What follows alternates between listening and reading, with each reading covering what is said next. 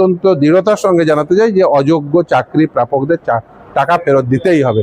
কোনো টাল বাহানার কোনো বিষয় নেই। ওরা চাইছেন একটু আর্গুমেন্ট করে, একটু টাল বাহানা করে বিষয়টাকে একটু প্রলং করে। এর আগেও চেষ্টা করেছেন, একটু প্রলং হয়েছে, কিন্তু আলটিমেট যা হওয়ার তাই হয়েছে।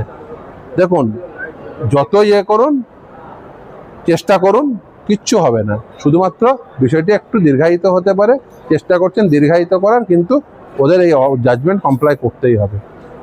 ওএমআর শিট পাবলিশ করতে হবে, অযোগ্যদের টাকা ফেরত দিতে হবে। ওরা ভয়ে আছেন অযোগ্যদের টাকা ফেরানোর ওই যে লিস্ট যদি কমপ্লাই হতে শুরু করে তাহলে কিন্তু চাপ বাড়বে। ওই চাপটাকে একটু প্রলং করতে চাইছেন, কিন্তু আমরা ওই অর্ডার এক্সিকিউট করেই ছাড়বো, ওই অর্ডার টাকা ফেরত নিয়েই ছাড়বো।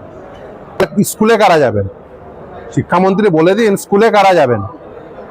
নবম দশম একাদশ দ্বাদশ গ্রুপ সি গ্রুপ ডি প্যানেলের ভ্যালিডিটি শেষ হয়ে যাওয়ার পরে যে সমস্ত কাউন্সিলিং হয়েছে তারা সেই সব শিক্ষকদের স্কুলে পাঠালে কন্টেম্প প্রসিডিংস ফেস করবেন। যে পাঠাবে সেই কন্টেম্প প্রসিডিংস ফেস করবে।